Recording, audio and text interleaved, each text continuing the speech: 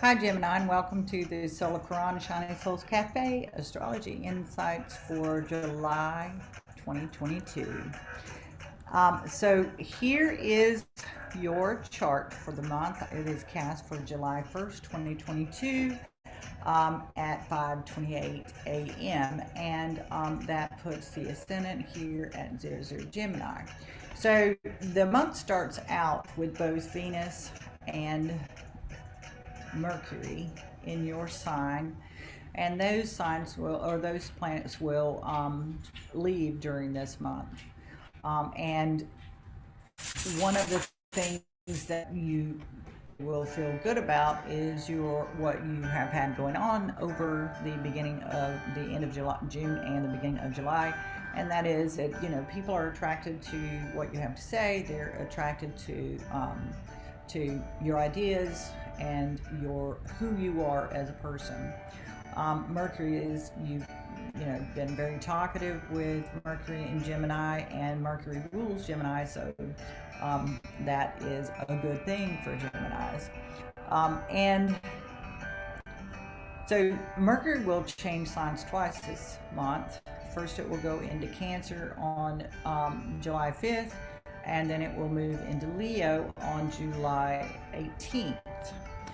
The full moon will take place on July 10th, and the full moon will take place here between your house of personal resources and the 8th house of others' resources. So what makes this a big deal is that it is happening at 21, right around here, 21 Capricorn. And when that takes place, that's within 6 degrees of here. And Pluto is such a powerful planet, and even though that's a wide orb, what makes it important at a full moon is the moon has a wide orb. The moon's orb is up to 10 degrees, and so that's certainly within the moon's field of influence. And so to me, because it's Pluto, it almost feels as if this full moon is going to be akin to a lunar eclipse. And so maybe a partial, not a full lunar eclipse. And so I think we can expect some big changes with this full moon. It taking place across your personal resources and shared resources house might be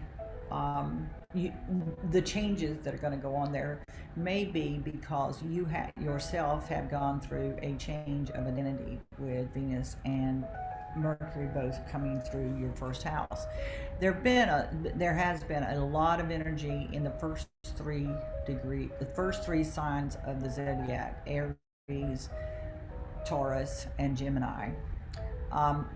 And for a while now, we've had Saturn in Aquarius, which for you is the 9th house. And Saturn is, it's about routine, it's about perseverance, it's about persistence. And in the 9th house, it can seem to suppress our ability to have an optimistic view, a worldview that there seems to be some limit on how we think about the world. And certainly over the last few years, we've had a little bit of trouble socializing and expanding our experiences. So Mercury is going to, during the beginning of the month, Mercury is going to be trine Saturn here in your house of identity. And so there may be this kind of breaking of some sort of gridlock in between what you think of the world and your identity. And then Mercury is going to move on into Cancer. And so there may be this need for a discussion about personal resources versus shared resources and that sort of thing around the eclipse time. So look out for that.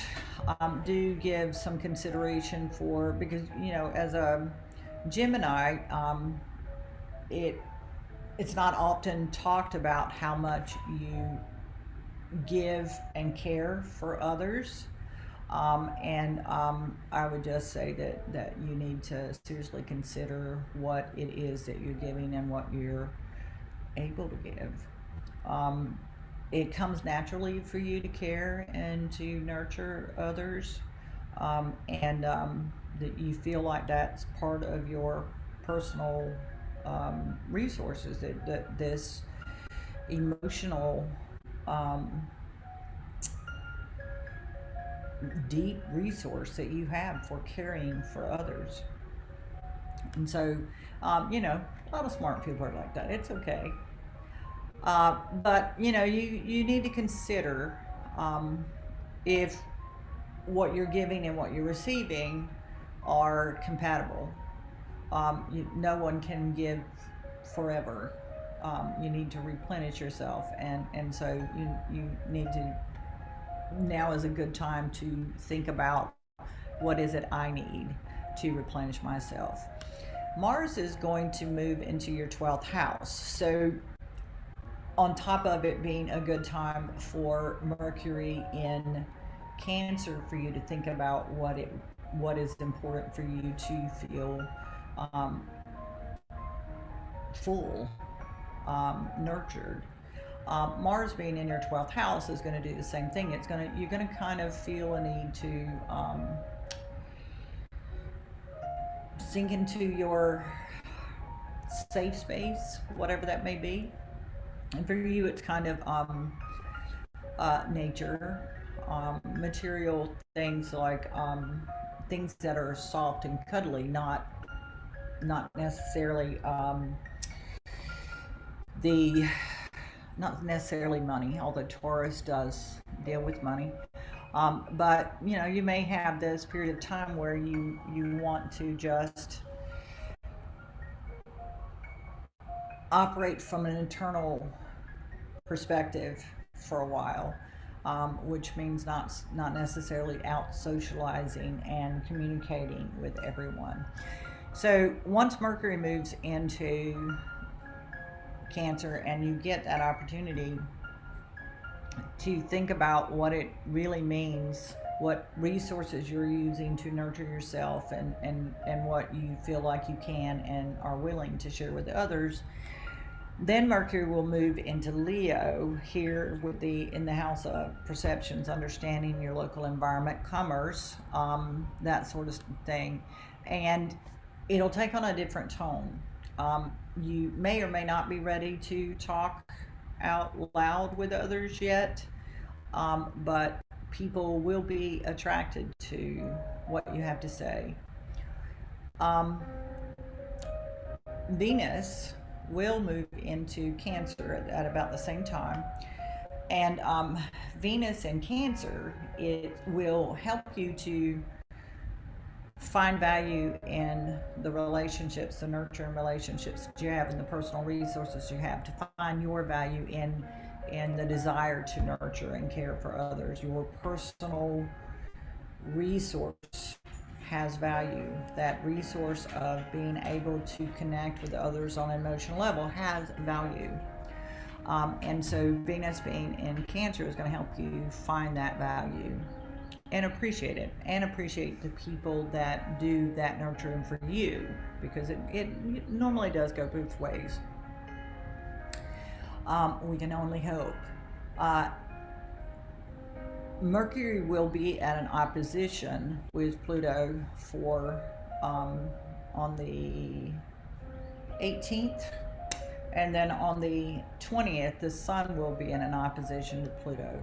So both Mercury and the Sun are going to oppose Pluto here in your 8th house of shared resources. So that leads me to believe that there's going to be some sort of conversation about this topic of shared resources and personal resources, and it will be good to have Venus come in to Cancer on the 17th, because that'll give you this ability to be more diplomatic when discussing these two very, life is give and take. and there needs to be a balance between give and take. And so Venus will help you to find that balance. So that's where we are with Gemini. Gemini is also ruled by Mercury there. So Mercury will start to retrograde. I believe it's in September. Hold on, let me check my cheat sheet. September 9th to October or 19th. September 19th, I think, to October 2nd. Maybe it is 9th. So look around October for questions to come up related to self-expression and your home environment. But right now is when you're getting an opportunity to define your identity on a more personal scale.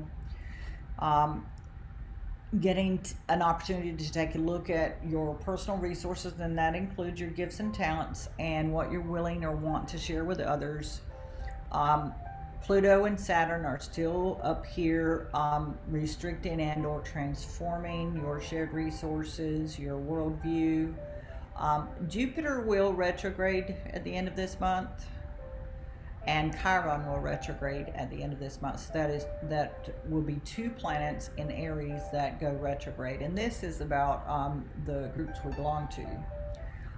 And so those retrogrades will probably have an effect on your ability to socialize. It will become more internalized. Mars is retrograde on, Chiron goes retrograde on July 19th, and Jupiter goes retrograde on July 28th. And so both of those planets go retrograde after Mars has moved out. At that point, we will have 4 planets retrograde: Jupiter, Chiron, Saturn, Pluto, and actually 5, because Neptune is also retrograde. So 5 planets retrograde by the end of this month.